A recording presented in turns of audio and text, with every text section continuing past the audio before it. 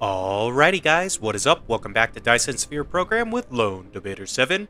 And today, we're going to be taking a look at taking the fight to the Dark Fog. That's right, we've finally reached a point, I think, where we can go and deal with our Dark Fog friends up at the pole, I think is where they're at. Where are they at? They're down here. These two guys. We only have two bases. One's a level 1, one's a level 0. This one will probably hit level 1 when it launches its next attack, but whatever, they maybe won't have that opportunity. Now, before we go over there and wreck these guys, we're going to talk about how we made this happen. So, what I set up in between episodes, I went ahead and tapped this stone real quick so we could get some stone lines going in to be converted to silicon. That's what this is doing. It takes 10 pieces of stone and 10 seconds to make a silicon ore. And then using silicon ore in a smelter, we can get some high purity silicon. This is a very slow trickle. Then basically you take your high purity silicon and smelt it into these crystal silicons. I've got a box. It's capped to store up about 200 of them. Now the reason why we need to do this is because the way we plan on taking care of our Dark Fog friends is with these signal towers. And as you can see, one of the ingredients is 6 of this crystal silicon. So I went ahead and built this little temporary stone to silicon build in order to make this happen. We've got steel. We can build these as well. In fact, we're building those automatically on the bus. So this was really the last piece in order to construct signal towers. Let's just also take a look at the research we need to pick up. So it's down here. We need the signal tower research. To get there, we needed missile turrets, which is the other half of this. So let's fly for a minute, and I can kind of show you what we did as well. So in addition to building our crystal silicon, so we can construct some signal towers, which I have like 25 or somewhere in that neighborhood. I also came over to our old starting area and basically converted this into a small missile ammo factory right here using our, if we take a look at the recipe, it's copper, green circuits, combustible units, and engines. So those are all coming in here. We got 3 assemblers making our missile ammo. I have a double box here, which is not full. It is not full. And then it splits out into 4 lines of missile arrays. And basically what we've got here, let's just take a look and see how many turrets we're using. 52. We have 52 missile turrets set up right here. And there is a signal tower here. This is not required, but we have it anyway. And basically, what we can do with signal towers is if any Dark Fog or enemies or buildings from their base get inside of the range of a signal tower, these missile turrets right here will shoot whatever that enemy is. So we can basically, at this point, take our signal towers, we have 26 of them, string them up to the base that the Dark Fog has built, and our missile turrets on the other side of the planet will do their shooty and basically annihilate the base. It's pretty straightforward, pretty easy to do. Now, in addition to, removing the base structure, right, that's easy enough. We've got that set up. We want to be able to close off these holes. So I needed to get a little bit more research, which is still being done. So we need the super magnetic field generator right here, right? Easy enough, easy enough. And then the real thing that we're trying to get to is geothermal extraction. So we need photon frequency conversion in order to unlock the geothermal power station, which will plug up the holes where the Dark Fog bases are located. Now, we do need to make some photon stuff and those blue engines. How do I actually build the photon thingies? These guys. I need prism. Okay, well, prism's easy. We have that on the bus, don't you know? Right here. So I can just hold control and click on this belt, gather up some prisms. We'll maybe take a stack of them. Why not? Not too big of a deal. It doesn't look like we're using this for anything at the moment, or the belt is fully buffered at least. So that's a good thing. Let's go ahead and build some of these. Sure. We'll build all 50. Why not? And this I don't want. So we'll just do that. Clear up the litter because I don't like to litter, and you shouldn't either. Don't litter, guys. It's a bad thing to do. Okay, cool.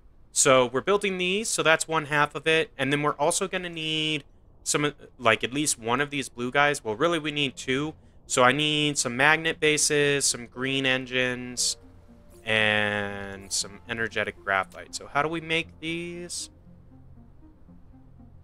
They're just motors and magnets, so I'll maybe make like 10 of those. And then I probably want to grab some just regular magnet bases. We'll grab like, I don't know, a stack is probably more than enough.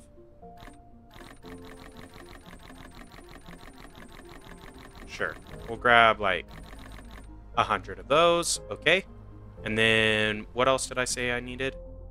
Energetic graphite, that's right. Okay. So energetic graphite, we have being built over by our science build.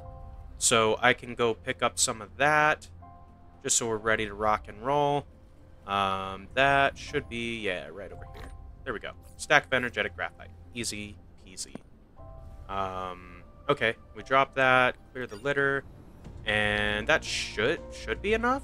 That should be enough. We're gonna wait on these researches. So this is almost finished, and then this guy right here does take 800 both blue and red cubes, so it takes a little bit. We do have quite a bit buffered. Our blue box is fully buffered. Our red box has like 1200 buffered, so in theory this shouldn't be too bad. And in fact, so about 4 minutes. So in those 4 minutes, we can probably go ahead and clear out the dark fog. I'm just going to go ahead and build 10 of these. Can I do that without finishing those prisms? Looks like it. Let's see.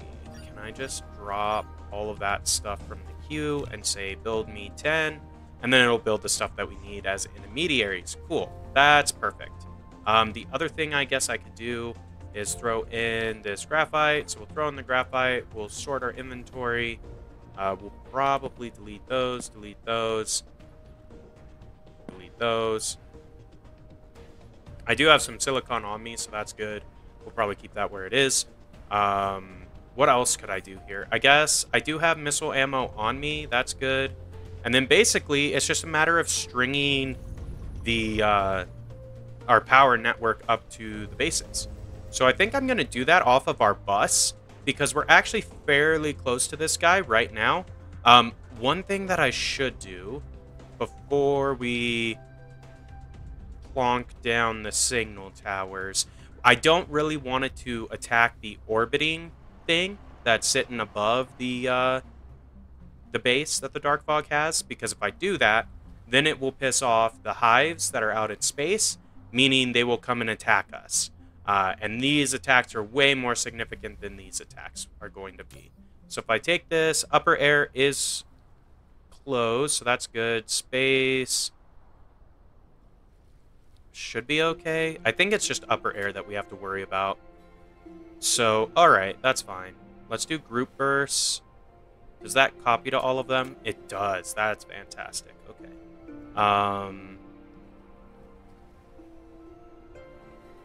Okay, that's fair enough. Closed. Off. Keep that off. I guess we could also turn space off just to be safe. I don't know. Oh, do I have to seriously have to manually apply that to all of them? That's kind of annoying.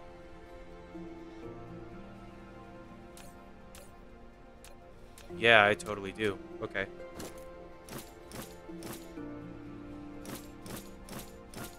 So we'll just copy this space offsetting to all of our little turrets here. They're not that little, but yeah, you know what I mean. We're just going to do this.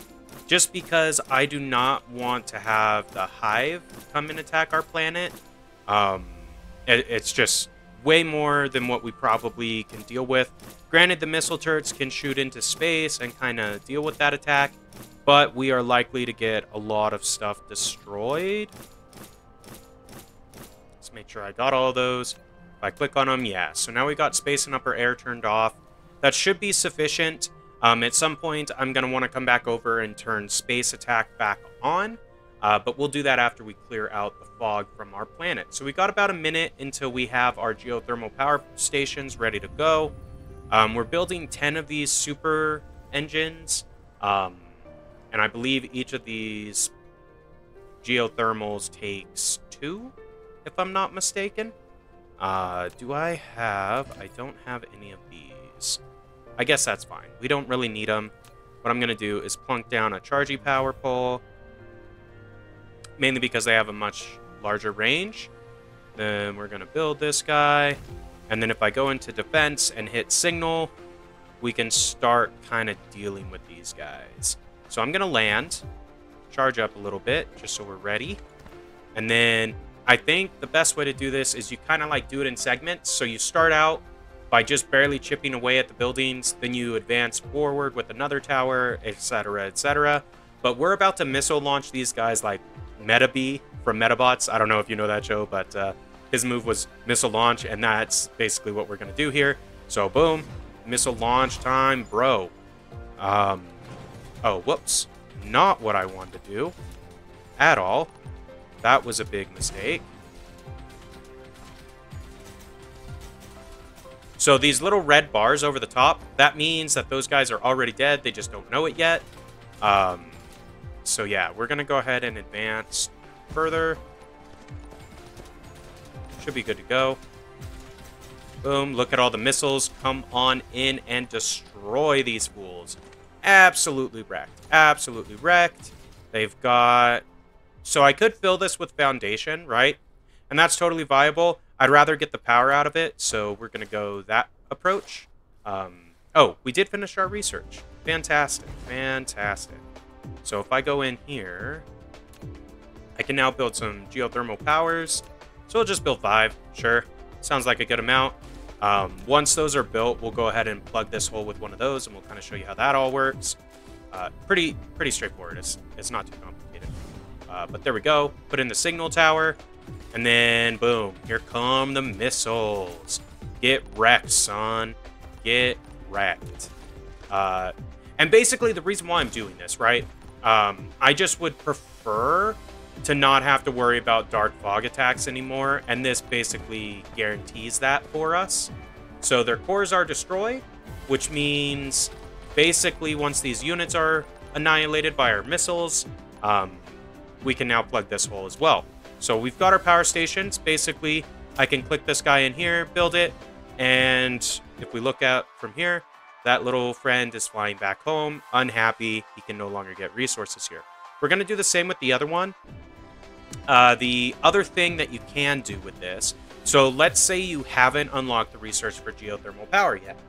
Something that you can do is create a blueprint of a power station, and if you take a blueprint and put it over the hole,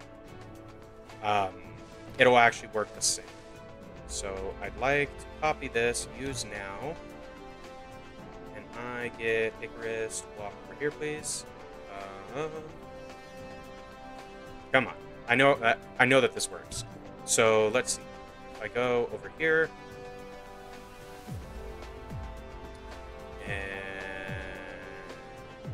oh, they built another base. So basically, the missiles are going to come in and annihilate that thing. There you go. Bam, bam, bam. One more missile. Come on. There we go. And I can put a blueprint down right there. And that also will drive away our friend over the top. So easy peasy, lemon squeezy. We now have a couple geothermals. Decent. I mean, we're at like 110 megawatts. We're only using about 60. And we no longer need to worry about the dark fog. So that's fantastic. Basically, the way that this works, since we cleared them off of this planet, but we aren't doing anything on this planet or this planet, they're going to go there. So, like, if we take a look at this planet, there's only one right now. Oh, there's a second one. They'll probably end up with 3 or 4 on this planet now that I've cleared them off of our main. We will ultimately be going here because it has quite a bit of titanium.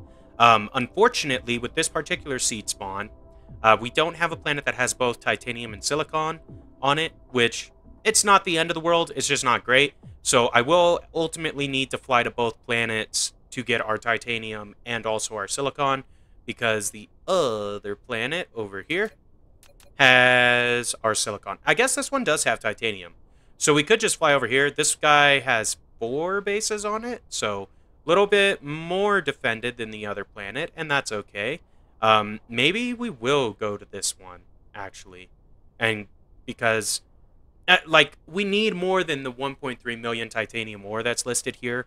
However, to get us started, meaning before we have our interplanetary or interstellar logistics unlocked in research, this amount of titanium would be sufficient to kind of get us the yellow science, I believe, that we need in order to unlock the shippy ships that fly between the planets.